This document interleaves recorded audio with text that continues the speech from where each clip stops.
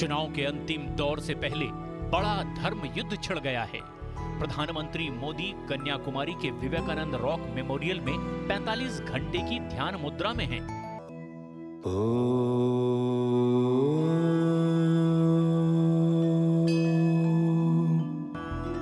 लेकिन विपक्ष प्रधानमंत्री की इस मुद्रा से आग बबूला हो रहा है। 8-10 कैमरा तो मिनिमम लेके गए होंगे। हम हाथ जोड़ के कहते हैं कि प्रधानमंत्री जी, ध्यान की तो आपको आवश्यकता है, बेहद आवश्यकता है, लेकिन कैमरा मुखी ध्यान व्यवधान उत्पन्न करता है। ध्यान करने के लिए विवेकानंद रॉक में जाके बैठने का जो दिखावा कर रहे हैं, इससे देश का उल्टा नुकसान होता है, कोई फायदा नहीं। कहीं तपस्या के लिए दूर चले गए हैं, क्योंकि उन्हें भी तो कहना है आखिरी में जब परिणाम नहीं आएगा कि हमारी तपस्या में कुछ कमी रह गई थी। प्रधानमंत्री के साधना पर भी उनको ऐतराज हो रहा है, जबकि भारतीय परंपरा का ये सबसे बड़ा सनातन धर्म का ये साधना ही सब कुछ है। मोदी का घोर विरोध करके ही विपक्ष चुनाव जीतना चाहता है। उनको बेचारे वो सोते उठते गाते मोदी जी को ही याद करते हैं, क्योंकि उनको मालूम है कि उनके साथ वो टक्कर ले नहीं सकते। विपक्ष का आरोप है कि प्रधानमंत्री मोदी का ध्यान लगाना चुनाव आचार संहिता का उल्लंघन है।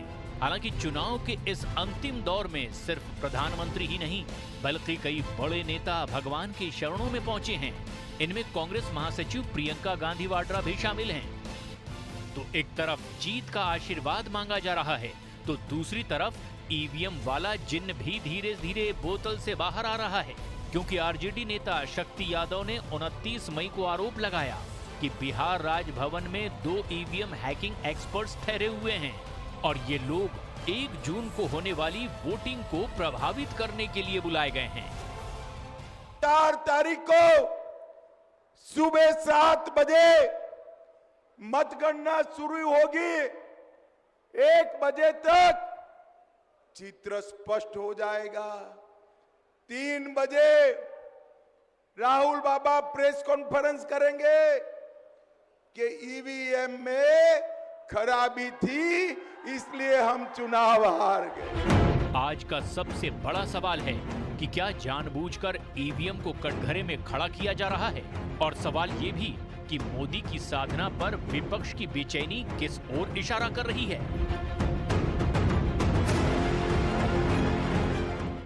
आइए मेहमानों के साथ आपका परिचय करा देते हैं। सबसे पहले मेरे युवा मित्रों के लिए जोरदार तालियां, इस देश की जनता जनार्दन के लिए जोरदार तालियां, जो हर बार वोट देती है और चुन के लाती है। गौरव भाटिया, बीजेपी के राष्ट्रीय प्रवक्ता और सुप्रीम कोर्ट एडवोकेट, जोरदार तालियों से उनका अभिनंदन है। राजकुमार भाटी, समाजवादी पार्टी के वरिष्ठ नेता और प्रवक्ता, जोरदार तालियों के साथ उनका अभिनंदन है। कंचना यादव, आरजेडी पार्टी की नेता प्रवक्ता, उनका अभिनंदन है। मेरे साथ मौजूद हैं सत्यप्रकाश मिश्रा, जनता दल यूनाइटेड के नेता प्रवक्ता, उनका अभिनंदन है। और विवेक श्रीवास्तव है, नेता लेफ्ट के, उनका अभिनंदन है। इंडिया अलायंस के घटक दल है।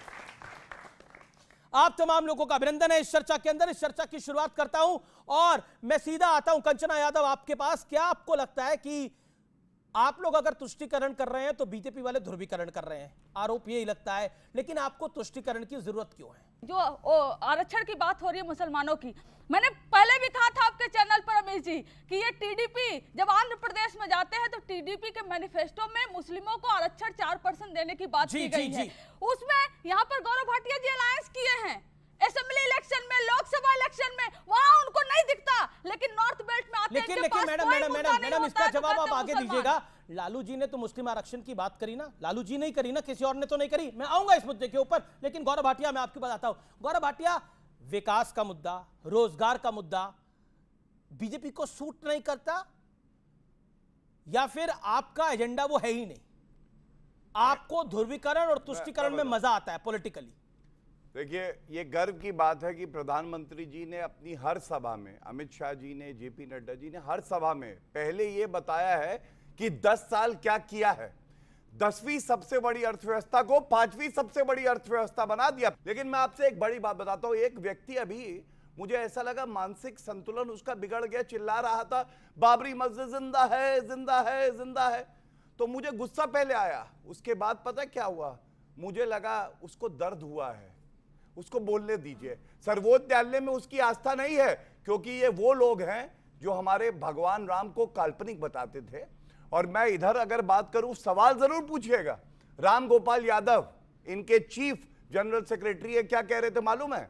भव्य राम मंदिर का नक्शा थोड़ा खराब है। अरे नक्शा नहीं खराब है, जहां प्रभु राम आ गए तो नक्शे की क्या मजाल है।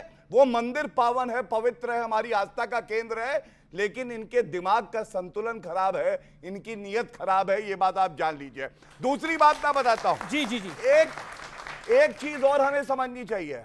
चारा घोटाला, भैंसों का चारा नहीं छोड़ा इन लोगों ने, ये हमारे युवाओं के लिए कुछ छोड़ेंगे? अरे परिवारवाद की जननी मेरे भाई, और बीच में नहीं, बीच में ना बोले मेरी बहन, मैंने नहीं बोला। स्कैम आज तक हुआ चंदा चोरी का, और आप लोग ताली बजा रहे हैं। एक बार चंदा चोरी पर भी ताली बजा दीजिए। ये तरीका ठीक है, मैंने तो अपनी बहन को पूरा सम्मान दे दिया। 20 सेकंड दें राजकुमार भाटी जी। देखिए, आज की जनता जो पूछ रही है, जो प्रधानमंत्री जी मुद्दा उठा रहे हैं, बाएं देखो परिवारवाद, दाएं देखो परिवारवाद, और मैं बताता हूं क्यों। दोनों पार्टियों का जब से गठन हुआ है, मेरे युवा भाई बहन ये पूछ रहे हैं, यादव परिवार के बाहर का तुम अध्यक्ष नहीं बना पाए, तुम युवाओं को क्या दोगे? उनकी जेब से रुपया निकाल लोगे। ओके ओके ओके ओके राजकुमार भाटी, क्या आपको लगता है कि राजनीति में सबको अपने ढंग से पॉलिटिक्स करने का हक है? भारत में लोकतंत्र है तो सबको अपने बयान देने का हक है, लेकिन आज का सवाल जो है वो बहुत बहुत ज्यादा जरूरी है। विपक्ष को तुष्टीकरण सूट करता है और बीजेपी को ध्रुवीकरण सूट करता है, दोनों अपने हिसाब से बयान देते हैं। आपके भी और बीजेपी प्रवक्ता के भी दोनों के सवालों का जवाब मिल जाएगा अगर आप मेरे नेता श्री अखिलेश यादव जी का और इनके नेता माननीय मोदी जी का दोनों का भाषण अगर सुन लें। सारे भाषण यूट्यूब पे मौजूद हैं, कोई भी जाके यूट्यूब पे सुन सकता है। हमारे नेता अखिलेश यादव जी लगातार रोजगार का मुद्दा उठा रहे हैं जी, लगातार महंगाई, भ्रष्टाचार का मुद्दा उठा रहे हैं। जो पिछड़े वर्गों को आरक्षण में लूट हुई है उनके साथ, उनको न्याय का मुद्दा उठा रहे हैं। किसान की एमएसपी की गारंटी का मुद्दा उठा रहे हैं जी, बहन बेटियों की सुरक्षा का मुद्दा उठा रहे हैं, देश के और प्रदेश के विकास का मुद्दा उठा रहे हैं। माननीय मोदी जी अपने भाषणों में क्या कह रहे हैं? ये अगर आपके पास 4 भैंस हैं तो भैंस छीन ले जाएंगे, मंगलसूत्र उतरवा लेंगे, जो अगर आपका 4 कमरे का मकान है 2 कमरे छीन लेंगे। अब तो बस ये कहना बाकी हो गया कि जिसके पास 4 बच्चे हैं 2 बच्चे कांग्रेस छीन ले जाएगी। मतलब मानसिक संतुलन उनका बिगड़ा है जो इस तरह की उलझुल बातें कर रहे हैं, या मानसिक संतुलन उस नेता का बिगड़ा है, उस पार्टी का बिगड़ा है जो जनता के अवाम के मुद्दे उठा रहा है। लेकिन नक्शा किसका बिगड़ा है? अगर नक्शा किसका बिगड़ा है? अगर अमीश जी, अगर इस देश की सारी राजनीतिक पार्टियां जनता के असली मुद्दों पर वोट मांगने लगे तो ये देश बहुत सुंदर देश बन जाएगा। और अगर इस देश को भटकाने का प्रयास किया जाएगा, हिंदुओं को मुसलमानों से डराया जाएगा, सिखों को जैनों से डराया जाएगा, दलित को ब्राह्मण से डराया जाएगा, तो ये देश की इसका नक्शा बिगड़ के चला जाएगा। अभी जो उत्तर ठीक है, इस देश का नक्शा बिगड़ जाएगा। एक सेकेंड, पहले एनडीए के दूसरे पार्टनर आ जाए। सर, तो नक्शा कौन बिगाड़ रहा है देश का? अभी तक तो रामगोपाल जी ने बोला मंदिर का नक्शा ठीक नहीं है इसलिए मंदिर बेकार है। अब मैं पूछ रहा हूं, यो कह रहे हैं कि आप तो एनडीए जो है वो देश का नक्शा ही खराब कर रहे हैं। नहीं, देश का नक्शा बिल्कुल सुरक्षित है। रहा रामगोपाल वर्मा जी की बातों को, रामगोपाल यादव, रामगोपाल वर्मा एक फिल्म के डायरेक्टर साहब, उनको वर्मा बनाया है किन्हीं ने टीवी डिबेट में। चूंकि अब ऐसी फैंटेसी वाली बात करेंगे, उनको क्या आर्किटेक्ट का समझ है। देखिए, कहीं ना कहीं ये जो छोटी मोटी कांग्रेस के सहयोगी पार्टियां हैं, ये कांग्रेस के तुष्टीकरण की सदस्य हैं। हम बिल्कुल सबका साथ सबके विकास में यकीन करने वाले एनडीए हैं, सामाजिक न्याय के साथ विकास करने वाला एनडीए है। अगर इस देश में किसी खास वर्ग को अगर आप टारगेट करके उसकी बात को दूसरे वर्ग के खिलाफ खड़ा करेंगे तो आप किसी न किसी का वोट मांग रहे हैं, तो एनडीए जवाब देगा उस पर। नरेंद्र मोदी की सरकार ने अगर आर्थिक आधार पर पिछड़े लोगों को 10% आरक्षण दिया तो क्या अल्पसंख्यक वर्ग उसका सदस्य नहीं बना? अगर स्वच्छता अभियान शुरू हुआ, यदि जो जितनी तरह की योजना है, क्या अल्पसंख्यकों को उसका लाभ नहीं मिला? मेरा प्रश्न यह है कि मैं ये मानता हूं कि ये समाजवादी पार्टी या राष्ट्रीय जनता दल मुसलमानों का भी कल्याण नहीं करती, क्योंकि सच्चर कमेटी का रिपोर्ट, कांग्रेस 10 साल उस रिपोर्ट पर बैठी रही, बताया कि मुस्लिम वर्ग बहुत पिछड़ा है। तो ये 55 सालों की सरकार रही, 10 साल यूपीए की सरकार रही, उसके बाद भी ये मुस्लिम वर्ग पिछड़ा कैसे छूट गया भाई? उस रिपोर्ट पर क्यों बैठे रहे? जवाब। लेकिन नरेंद्र मोदी जी। जी की सरकार ने और नीतीश कुमार जी की सरकार ने बिहार में और यहां पूरे देश में तुष्टीकरण नहीं, संतुष्टीकरण और सबके साथ सबके विकास संतुष्टीकरण की बात करते हैं। इस राजनीति का ओके, लाभ सबको होगा। मैं ओके विवेक जी, संतुष्टीकरण की बात कर रही है एनडीए, बीजेपी कह रही है कि हम संतुष्टीकरण की बात करते हैं, लेकिन इंडिया अलायंस क्या तुष्टीकरण में यकीन रखता है? और क्या अगर इंडिया अलायंस का शासन आएगा तो मुस्लिम आरक्षण को हां कह देगा? जी, अब देखिए हम शुरुआत करते हैं। आपने बड़ा अच्छा प्रश्न पूछा। आपने बीजेपी के प्रवक्ता से पूछा कि भाई आप डेवलपमेंट की बात नहीं करते, विकास की बात नहीं करते, जॉब्स की बात नहीं करते, आप तो ध्रुवीकरण की बात करते हैं। तो हमारे प्रवक्ता मित्र जो भाजपा से आए हैं, गौरव भाटिया जी, उन्होंने बोला नहीं, हमारी तो हर स्पीच में साहब हम तो पहले डेवलपमेंट की बात करते हैं, नौकरी की बात करते हैं। आप ही नहीं दिखाते हैं अमीश जी, आप ही दिखाते हैं कि ध्रुवीकरण करते हैं। ये तो करते हैं डेवलपमेंट की बात, ऐसा कह रहे हैं। चाइना का टीवी नहीं, छोड़िए, चाइना भारत के कहां से आ चैनल गया? देखना शुरू मैं करिए। तो वो कह रहा मैं हूं, बता रहा हूं। यानी आपका ट्यूनिंग गलत है। यानी कि जब उत्तर नहीं है, करें, जब करें। उत्तर नहीं है और एंकर ने और चैनल ने पकड़ा और पूछा सवाल कि डेवलपमेंट पे क्यों नहीं लाते हो, तो उल्टा मीडिया के ऊपर ही इन्होंने उंगली उठाई। लेकिन गौरव भाटिया, जो बात विवेक जी को कई बातों से बहुत तकलीफ है। मैं उत्तर दूंगा। जी। देखिए, सबसे पहले तो यहाँ पे सभा के प्रवक्ता ने एक बात कही कि अखिलेश यादव का भाषण आपने सुना नहीं, और मैं आपको बताऊं कि वो सुनने लायक कुछ बोलते तो नहीं है, लेकिन मजबूरन हमें सुनना पड़ता है क्योंकि डिबेट में आना होता है। तो मैंने उनका वक्तव्य सुना और गलत हूं तो मेरे साथी हैं, मुझे तुरंत कहे गौरव भाटिया गलत बोल रहे हो। उन्होंने जब इनकी नेत्री ने कहा कि वोट जिहाद कर डालो, तो अखिलेश यादव के सामने अमित देवगन जैसा एक पत्रकार गया, उसने कहा ये क्या है? कह रहे जोश में बोल दिया होगा। देखिए, इन्होंने नौकरी की करी, मैं आंकड़ों से उत्तर प्रदेश तक ही ये सीमित है पार्टी। अभी कुछ टाइम बाद, अभी 3 सीटें हैं लोकसभा में, ये 0 पे जाने वाली है। लेकिन मैं उत्तर प्रदेश के आंकड़े बता देता हूं। 10 साल सपा और बसपा की सरकार रही मेरे भाई और बहनों, इन्होंने दी 5 लाख सरकारी नौकरी। योगी आदित्यनाथ जी ने 5 साल में 5 लाख सरकारी नौकरी दी। और मैं फिर से कहूंगा, विरासत में गद्दी मिल सकती है, अखिलेश यादव को मिली थी, बुद्धि नहीं मिल सकती है, उसके लिए आपको मेहनत करनी पड़ती है। ठीक है गौरव, एक मिनट जी जी जी जी जी। इसीलिए दोबारा 2022 में जनता ने मोहर लगाई, योगी आदित्यनाथ जी को पुनः मुख्यमंत्री बनाया। अब लेफ्ट पे आते हैं, 1 मिनट लूंगा बस, अपना मैनिफेस्टो पढ़ लें। पुंछ में आतंकवादी हमला हुआ, कांग्रेस ने बोला ये स्टंट हुआ है, मोदी जी ने जवानों को मरवा दिया है। इसी तरह से रामगोपाल यादव ने जब हमला हुआ था इससे पहले पुलवामा, कहा था कि ये चुनाव के मद्देनजर हुआ है।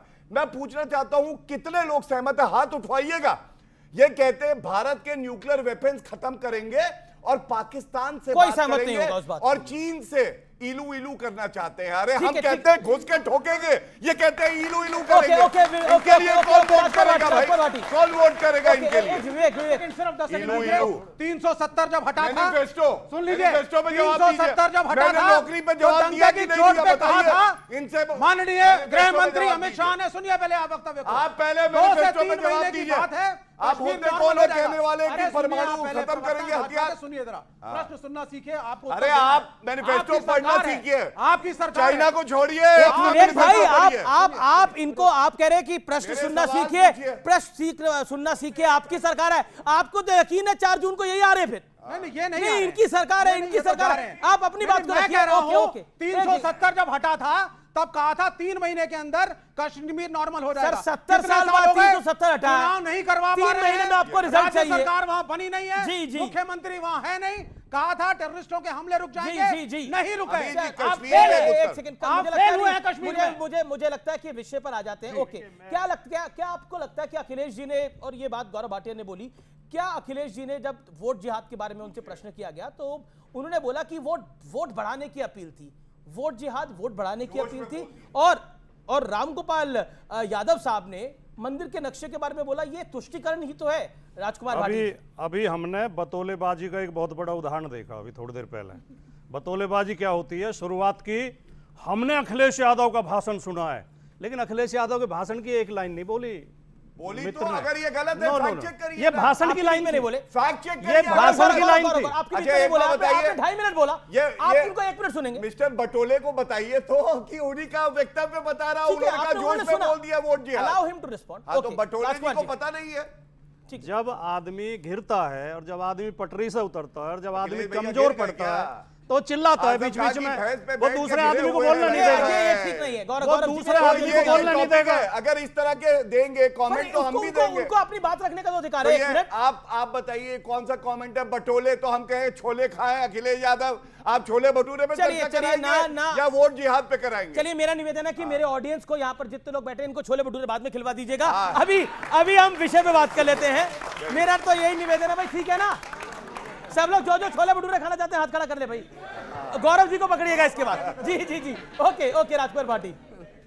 बेशर्मी की कोई लिमिट होती है, लेकिन कुछ देखिए, लोग होते हैं जिनकी अनलिमिटेड होती है बेशर्मी। लड़कों से गलती हो ये जाती है, नहीं बोलने लड़के देंगे, हैं। ये रेप ये हुआ नहीं था तो बोलने आप देंगे, आगे ये चिल्लाएंगे लगातार, मत करिए, चिल्लाएंगे। अच्छा देखिए, मेरा इस तरह की निवेदन है, कोई किसी टिप्पणी के- करेंगे मैं किसी इनको के- याद दिलाऊंगा, अरे अच्छा, आईना एक दिखाऊंगा, मिनट और ये इनको बोले, अपना चेहरा नहीं एक मिनट ये बोले, फिर उसके बाद आप बोलिएगा। कोई मेरा ऐसी निवेदन- टिप्पणी नहीं करेंगे, ठीक है, बिल्कुल मैं उसी वक्त टोकूंगा। ये देखिए मेरा आप निवेदन है। लड़के हैं, लड़कों से एक गलती सेकंड। हो जाती है, कहा था कि नहीं कहा था? लेकिन बताइए। मैं अपने व्यूअर्स को कह रहा हूं, वो नहीं देखिए, बताएंगे। ये अब मैं पीसीआर को बोलो, पीसीआर उसी का ऑडियो खोलो जिसको पास मैं माइक दूंगा, उसके बाद मैं और आपको दूंगा आप गौरव ये जी। सुनिश्चित करिएगा कि कौन से शब्द बोले जा रहे हैं। ओके बटोले ओके, आप भी वटोले कोई करेंगे तो पर्सनल अटैक छोले नहीं। भटूरे ओके खिलाएंगे इनको ओके यहीं पे। ओके गौरव, राजकुमार भाटी जी। देखिए, अगर हम उम्मीद दूसरे से करते हैं कि वो शालीनता से बोले, लिमिट में बोले और शांति के साथ बोले, तो पहले हमें उस व्यवहार को अपनाना चाहिए। हम तो बदतमीजी करेंगे, हम तो अपशब्दों का प्रयोग करेंगे, हम तो गाली गलौज करेंगे और दूसरे से उम्मीद करेंगे कि वो लिमिट में रहेगा। अब मैं नौकरी की बात पे आता हूँ। श्री योगी आदित्यनाथ जी जब से मुख्यमंत्री बने हैं, 9 भर्तियों के पेपर आउट हुए हैं, 9 भर्तियों के। जब पोस्ट निकालते हैं, अखबार में छपती है, बच्चे पैसे दे के फार्म जमा करते हैं, तैयारी करते हैं एग्जाम की, ट्रेन में लटक के, छतों पर बैठ के, बसों की छत पर चढ़ के एग्जाम देने जाते हैं, पता चलता है पेपर आउट हो गया। वो पैसा कहाँ गया जो बच्चों की जेब से वसूल कर लिया? वो भर्ती कहाँ गई? उन्हें भी नौकरी में जोड़ लेते हैं जी। दूसरी बात, कुछ वर्गों के साथ इतनी खुलेआम बेईमानी इस सरकार में की जा रही है।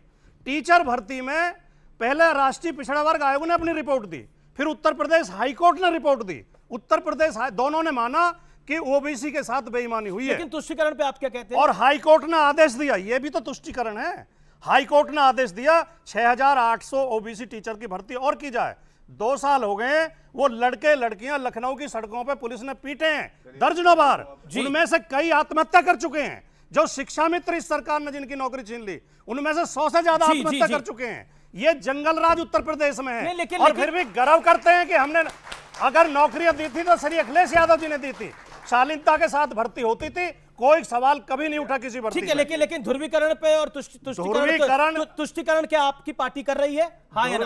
जब लालू यादव कहते हैं मुसलमानों का रिजर्वेशन होना चाहिए, आरक्षण होना चाहिए, तो आप उससे सहमत हैं? नहीं, वैसे तो तुष्टीकरण कोई नेगेटिव शब्द नहीं है, लेकिन मैं मान लेता हूं तुष्टीकरण। जिहाद भी नेगेटिव शब्द नहीं है आपके अनुसार? जिहाद भी नेगेटिव शब्द नहीं है। जिहाद नेगेटिव शब्द नहीं। देखो सुनिए, आप हिंदी उर्दू शब्दकोश उठा के उसका अर्थ ढूंढिए। जिहाद कहते हैं न्याय युद्ध को, न्याय के लिए लड़ना। अगर कोई, अब देखिए, ये भाषा का अंतर होता है। हम हिंदी भाषी हैं, हम कहेंगे, हम चुनाव में कहेंगे भाइयों ये न्याय युद्ध है। अब जो उर्दू भाषी है वो कहेंगे जिहाद है। केवल इतना फर्क है, और कोई फर्क नहीं। गलत बोल रहे हैं आप हिंदी के। मैं इतना ही कहूंगा फिर से, तुम करो वोट जिहाद, जनता कर देगी तुमको बर्बाद। 4 जून आने दीजिए, आपको पता चल जाएगा। दूसरी बात, इन्होंने कानून व्यवस्था की करी। इनके समय में ये होता था, हाथ में गुम्बे दिए जाते थे, पुस्तक नहीं, चाहे कश्मीर हो चाहे उत्तर प्रदेश हो। अब गुम्बे नहीं होते हैं, वहां पे पत्थरबाजी नहीं होती है, वहां पे पुस्तक और कंप्यूटर होता है। और आंकड़े ये कहते हैं, आंकड़े एनसीआरबी के हैं, इनके समय में जब सरकार थी 2016 में 4816 रेप की वारदातें हुई, ये कम होके 3690 हो गई 2022 का जो आखिरी आंकड़ा है। इसलिए पढ़ना लिखना सीखिए। और तीसरी बात, राम गोपाल यादव की मैं एक और बताना चाहूंगा, शिवपाल यादव की बताना चाहूंगा। 2019 में मुलायम सिंह यादव जी ने संसद के पटल से कहा था मोदी जी पुनः प्रधानमंत्री बनेंगे, और वो बने। मैं ऑडियंस के पास जाता हूं। तुष्टीकरण, आप कुछ कहना चाह रहे हैं? जी। मैं 2 सवाल है। मैं आसाम से हूं, तो क्या मैं चाइनीज हूं? और दूसरा सवाल ये है कि आप माफी टेलीविजन में मांगेंगे या असम जाके मांगेंगे? जी, ये सवाल है। और नहीं, मैं कंफ्यूज जो आपके साथ हुआ, जो एक नहीं, लेकिन ये बड़ा सीरियस मैटर है।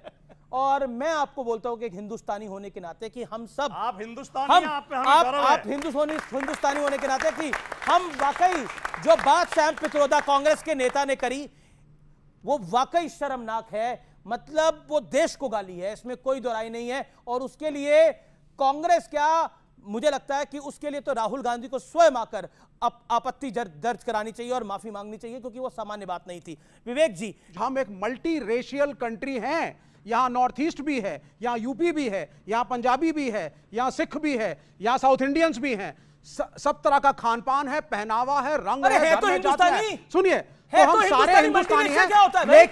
लेकिन हम मल्टी रेशियल हैं और मल्टी रेशियल डाइवर्स होना हमारी ताकत है। आरएसएस का एजेंडा कि एक ही रेस, ब्राह्मणिकल सुप्रीमेसी, कब बोला जिसमें बिलीव कर, इनका एजेंडा है, ये आरएसएस का एजेंडा है। ओके ओके ओके, विवेक सत्यप्रकाश मिश्रा, और फिर मैं आप फिर वापस आता हूं आपको।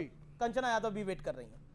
सत्यप्रकाश मिश्रा, जो भी इन्होंने कहा कि मल्टी डाइवर्सिटी सोसाइटी हमारी ताकत, बिल्कुल ताकत है, लेकिन उस ताकत पे बीच बीच में आके चिंगारी भड़का देते हैं ना, उनको बेइज्जत करते हैं, उनका अपमान करते हैं। जो उन्होंने कहा है सैम पित्रोदा ने, ठीक है, कांग्रेस ने डिसोन किया, माफी तो मांगनी चाहिए थी, माफी क्यों नहीं मांगा? मेरा क्वेश्चन भाटिया सर के लिए है कि आप उनको तो बहुत बोल रहे हैं कि इनके द्वारा बोला गया था कि लड़कों यहाँ गलती हो जाती है। आपने खुद तो उन लोगों के गले में माला पहनाई थी जिन्होंने रेप किया बीएचयू में। बहुत बढ़िया। ओके ओके ओके, और किसका सवाल है? जी जी जी जी। 2014 में जब मोदी जी आए थे तो उन्होंने एक रोड मैप दिया था रोजगार के लिए।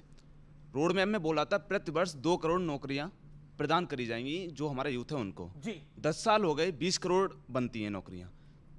तो क्या इस बार युवा ने मोदी जी पे भरोसा किया होगा? क्या इस बार वो रोजगार देंगे युवाओं को? ये एक पॉइंट है। गौरव धन्यवाद। शाप जवाब। पहले तो मेरी बहन ने जो बात कही है, तो महिला सशक्तिकरण में सबसे ज्यादा कदम अगर उठाए गए हैं तो मोदी जी के समय में उठाए गए हैं। संविधान का संशोधन करके महिला आरक्षण दिया, और जिस व्यक्ति की आपने बात करी उनको टिकट नहीं दिया भारतीय जनता पार्टी ने, ये तथ्य है। दूसरी बात, रोजगार की करी 2 करोड़ रोजगार हर साल, तो मैं ये आंकड़े दे रहा हूं, इसको चेक कर लीजिएगा। 18 करोड़ ईपीएफओ नए अकाउंट खुले। ईपीएफओ नए अकाउंट तभी खुलेगा जब एक नई नौकरी लगेगी। 18 करोड़। दूसरा, 45 करोड़ मुद्रा योजना में लोन दिए गए हैं, रोजगार के अवसर पैदा हुए। तीसरा, हमने कहा हम रोजगार मेला लगाएंगे, 1 साल पहले की बात है, 10 लाख सरकारी नौकरी देंगे, वो हमने दी 1 साल में। ये पिछले 1 साल की मैं बात कर रहा हूं। ये क्या दर्शाता है? हम रोजगार की भी बात करेंगे और हम भारत को भी मजबूत करेंगे। और ये मान के चलिए, पुलवामा हुआ तो इन लोगों ने तंज किया, पाकिस्तान को क्लीन चिट दी और घुस के ठोका तो हमारी वीर सेना ने, क्योंकि मोदी सर, जी ने रोजगार से पाकिस्तान कैसे पहुंच गए? रोजगार पे बात करिए ना अभी। रोजगार पे बात करिए। पाकिस्तान कुछ देर में चीन पहुंच जाएंगे अभी। एक मिनट, फिर मुझको देशद्रोही बोल देंगे ये। रोजगार पे बात करिए सर। ये लोग रोजगार के बारे में जानना चाहते हैं। रोजगार के बारे में बात करिए। क्या प्लान है आपका? सुनना चाहते हैं? जी जी, हम बिल्कुल सुनना चाहते हैं। सुनिए, रोजगार समस्या नहीं है, लेकिन रोजगार सबके पास होना चाहिए। और ये सबसे बड़ी बात है, जितने सर्वे हुए हैं, आज का युवा ये कहता है कि रोजगार कौन देगा? वो व्यक्ति मोदी जी है, क्योंकि ये विश्वसनीयता है। और 4 आंकड़े आपके सामने पेश किए मैंने, 3 केंद्र सरकार के, 1 उत्तर प्रदेश सरकार का। आप इनसे पूछिए, ये सत्ता में रहे 4 बार सरकार, कितने नौकरी दी? ओके, इन्होंने कितनी नौकरी दी? क्या आपको लगता है, कितनी नौकरी दी? पूछिए एक बार। देखिए, रोजगार एक विषय है, लेकिन हमने एक सर्वे कराया था, उसमें हमने बोला रोजगार एक विषय है, एक समस्या है। और भरोसा भी लोगों को यही है कि नरेंद्र मोदी रोजगार दे सकते हैं। उस सर्वे के ये रिजल्ट्स आए। मेरा पॉइंट ये है कि आपको लगता है जब आप आरक्षण पे सवाल उठाते हैं, जब आप धर्म के आधार पर आरक्षण की बात करते हैं, ये बीजेपी के नैरेटिव को मदद करता है? देखिए अमीर जी, आप तो चलाते हैं न्यूज, आपको मालूम होगा कि बिहार में 17 महीने की हमारी सरकार बनी, नीतीश कुमार जी मुखिया थे सरकार के। उस 17 महीने में हमने 5 लाख सरकारी नौकरी दी। आप कहेंगे क्रेडिट ले रहे हैं, सर आप भी ले लीजिए, लेकिन तभी मिला जब हम आए साथ में। और उसके बाद क्या हुआ, जब ये चले गए फिर से इनके साथ पेपर ही लीक हो गया भैया, तीसरे पेज का जब टीचर भर्ती हो रहा था। और लीक करने वाला कौन? वही जो उत्तर प्रदेश में लीक कर रहा है, वही जो राजस्थान में लीक कर रहा है, वही जो गुजरात में लीक कर रहा है। और मतलब इतना नेटवर्किंग है, और कहते हैं कि हम पेपर लीक बंद कर दिए हैं। अरे इनको तो थोड़ी सी शर्म आनी चाहिए। ठीक है, वोट जिहाद पर भी, एक सेकंड, वोट जिहाद पर भी थोड़ा सा मैं बता दूं, ये वोट जिहाद बोल रहे हैं, गोली मारो सालों को, किसने बोला था? अनुराग ठाकुर। देश के गद्दारों के साथ क्या होना चाहिए बताइए? देश के गद्दारों को गले लगा लो, ये कह रहे हैं। हम तो कहेंगे कि मारो गोली, अगर गद्दार है तो गोली मारो उसे, और हमारी सेना मारती है गोली, इसीलिए हमें गर्व है। या आप गले लगाइए गद्दारों को। क्या बेकार की बातें करते हैं यहाँ पे आके? है देश के गद्दार जो है आतंकवादी गद्दार है, माओवादी गद्दार है। क्या चाहते हैं? गले लगाओ उन्हें, बेकार की बातें कर रही है। बताइए, अरे भैंस को ताली बजाइएगा, भैंस को चारा खा गया उसका। लालू प्रसाद यादव से कहिए भैंस का चारा लौटाए पहले, बेकार की बातें कर रही है। गद्दारों को गोली मारो, इनको दर्द होता है। पर एक सेकंड, लेकिन मेरा जनता ने कहा था कि गद्दारों को गोली मारो। मैं आपको दिखा दूंगा वीडियो। जनता ने कहा अगर इनकी सोच ऐसी है कि गद्दारों के साथ खड़े होंगे तो शर्म आती है। जनता थूकती है ऐसी सोच पे। मैं यही रहूंगी। बोल लीजिए, आप ही पूरा मौका ले लीजिए। हम तो बिल्कुल, आप ले लीजिए। देश के खिलाफ कोई बोलेगा उसको सबक मिलेगा। 20 सेकंड सशक्तिकरण की बात करते हैं तो आप गलत बात बोलेंगे। अरे डिबेट में महिला पुरुष नहीं होता है क्या? ये मुझे लगता है आज के विषय पे आइए। आप 20 सेकंड में अपनी बात को रखिए, देना चुप कराइए पहले। मैं नहीं बोल चुप है, आप बोलिए। प्रज्वल रेवन्ना जो 3000 महिलाओं के साथ घिनौनी हरकत करता है, उसके लिए प्रधानमंत्री वोट मांगते हैं। संदेश खाली मेरी बहनों के साथ बोलिए। लालू प्रसाद यादव को कौन सा बयान आया? बोलिए। संदेश खाली पे नहीं बोलेगी। हाँ, ऐसी बात कर रही है। हाँ, आपका मतलब आप बैठिए, यही होगा आगे चल के। हाँ, ठीक, मैं भी बैठ जाऊं। वो भी आ रहे हैं, वो भी बैठा दे। ये गलत है। संदेश खाली की बहनें नहीं है। नहीं, हमें नहीं, हम तो यही खाए।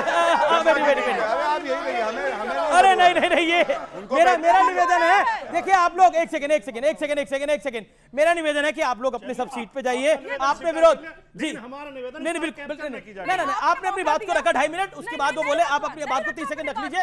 ओके, पढ़ी लिखी सब महिलाएं, उन्हें बोलने नहीं दिया जा रहा। सभी सब हैं, आप सभी सब हैं, पढ़ी लिखी आप सभी सब हैं मेरे लिए। खाली की हमारी। अच्छा ठीक है, लेकिन पॉइंट ये है कि जब हमारे कुछ नेता, मतलब महाराष्ट्र में कांग्रेस के नेता एलओपी हैं, वो कहते हैं कि हेमंत करकरे साहब को जो शहीद हुए, उनको गोली पाकिस्तान के कसाब ने नहीं मारी, उनको गोली आरएसएस की पुलिस ने मारी। ये सब मुद्दों को क्यों लाना है? देखिए, मैं जिस पर बात कर रही थी, महिला सशक्तिकरण पर, आपने ट्विस्ट कर दिया। कोई बात नहीं, मैं महिला सशक्तिकरण पर बोलूंगी।